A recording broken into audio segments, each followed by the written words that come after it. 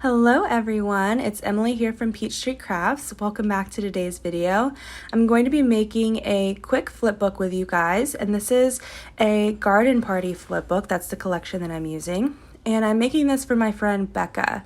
We are exchanging some book mail. She sent me a book in the mail it's been about a couple weeks now, and I am going to be sending her some books as well, so stay tuned for that. I have a package with me video coming up soon of me wrapping the books up and putting a really cute package together for her, including this flip book. So I'm decorating the cover, and I did kind of do some prepping in the background before I got started. So I am using these, they're actually chipboard, and a long time ago from Tuesday Morning, I got this set of chipboard postcards, and the reason why I got them is because I figured I could put paper on top of them and just use them to make things a little bit heavier. So that's what I'm doing here. I'm finally getting around to using them. It's been a very long time that I've had them, and I just covered them with some of the papers that I liked from Garden Party. Most of what I have left from this collection is actually scraps, so that's why how you see on this one, I really like that house paper, but I didn't have enough to go all the way down the page. So what I did was I just took some other scraps that I had left over. I kind of ripped them a little bit just to kind of give it some texture, and then layered them on top of the paper with houses. Once I had all the papers chosen that I liked, I did do some stitching around each one just so that way they have a border. And I think that just gives it a nice touch. Most of these pages, besides the cover, which I'm making here, most of the other pages are going to be pretty plain because this was a very small box that I was sending, and I wanted it to be pretty flat so that way it didn't make the box bigger or add too much dimension, which I tend to do, and it is a bad habit sometimes because I just really need things to fit in smaller places, and I always do things too large. So trying to do the best I can on this video to stay within the parameters. So most of this is going to be pretty flat. I also, in order to keep this a little smaller, I didn't decorate the backs of these pages. So whenever I flip this over, I'm not sure if you'll see it here in the next slide, but it's just a plain postcard on the back. There's not really anything decorative about it. And I figured too, whenever I punch the holes, which you'll see at the end, this flip book flips up, not to the side. So you don't really notice the postcards there too much when you're flipping because you're just looking at the page that's underneath it. So this rosette I had from Kayla Crafts, and the other little pieces, they're mostly from Garden Party. I did add these little puffy stickers here, which are from the Sweet Story collection, and I added some other tidbits that I have in a collection. I keep a little jar on my craft table of all the cool stuff that I get in embellishment boxes, so that little play bead as well as the gold heart are both from that little jar. So I'm starting on the next one here, and I'm using a gold doily. I love doilies because they kind of help layer and take up some space, and just, I don't know, I just really like the way that they look so dainty and kind of vintage. Here you can see the postcard. So yeah, I added that gold one, and I'm kind of glad that I did because I don't often find chances to use the gold ones. They are quite yellow gold, as you can kind of see here in the bright lights. So I used it here, and I wasn't super happy with how this page turned out. I was still kind of getting my footing. Even the cover was, pretty simple, so I was trying to be careful and not overdo it, which was kind of hard. I felt like I was limiting myself. So I do come back at the end, but it's off camera, and I think that I add like a word sticker or maybe some phrase stickers, and I also add some enamel dots too, and maybe a couple more stickers. I don't know. So at the end of this one, you'll notice it is very plain, very simple, but I go back at the end and add in some finishing touches, which, we often do as crafters, just kind of wait until everything is together, see how things look, and then go back and make sure that it all ties together. It's cohesive, right? Here I am adding some more puffy stickers.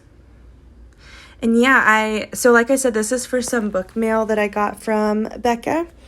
And it was really cool. This is my first time doing book mail, and I think we're going to continue to swap books. We're both really big readers, so we follow each other on Goodreads, so I kind of tend to just see her updates. So whenever she adds books to her list that she wants to read or things that she has read in the past, I can see those.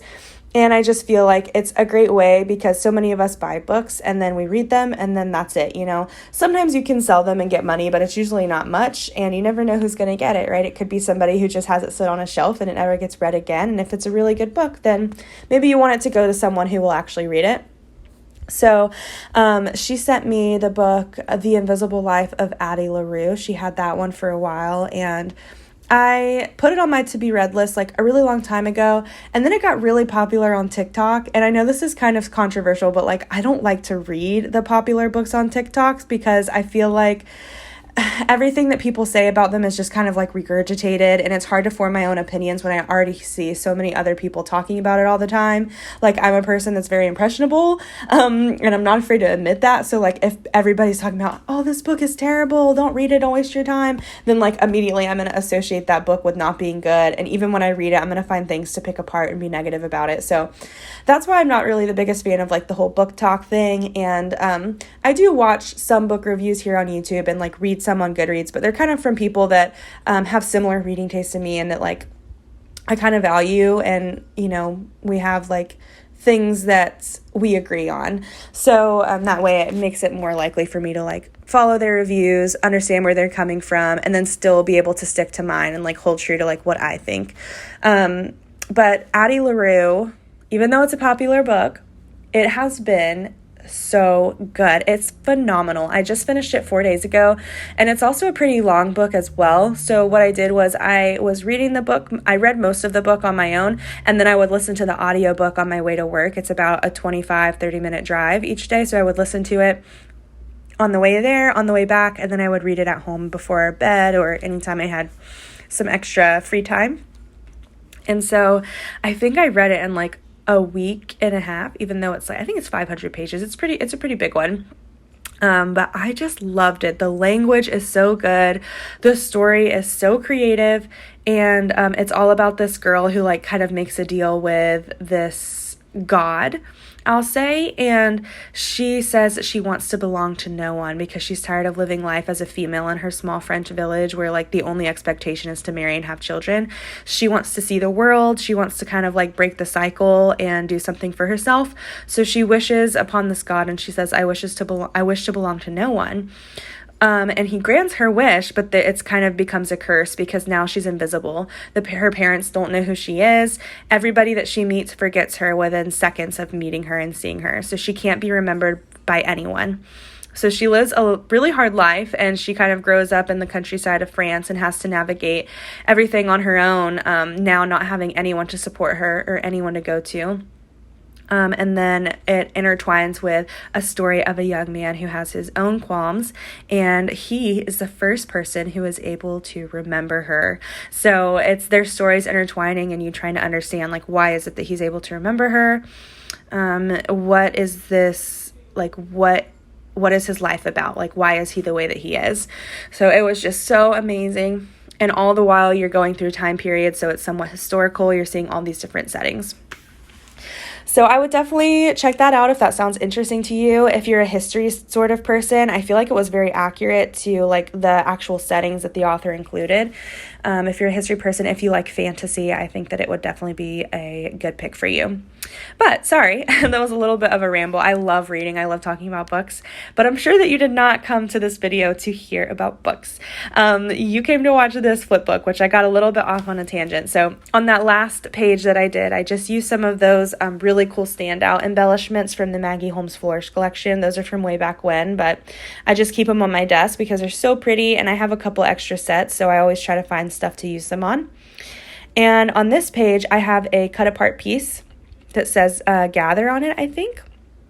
or maybe I think it says inspire. And I'm just trying to add some surrounding pieces to make this not so, I want it to stand out well enough. So I did add some foam dots, even though I'm trying to make it somewhat flat. But then I'm just adding some little stickers here and there to kind of draw the center of attention towards the page, and, you know, also add some pops of color because that's a pretty busy background. So I'm just pulling off the enamel dots here, and I do go in and add some more of the, I'm sorry, I meant to say pulling off the mounting tape, the back of the mounting tape, and now I'm going in and adding some enamel dots. I just have some little pearls and some little gems that will come after these little phrase stickers. And like I said, I did go back at the end of my video, and I think I added it to all the pages just to make sure that they all blended together. These black phrase stickers, I was just trying to use them up. I think they're from Tuesday morning, so I added some of those to the different pages as well. But that is pretty much it for this video. In just a moment, you'll see the full flip through of all of the pages together and how it looks at the end. I hope that you guys enjoyed watching this quick video, and make sure to check out my Instagram for a reel video as well as a couple of pictures. Thank you so much for watching, and I'll see you guys in my next video. Bye!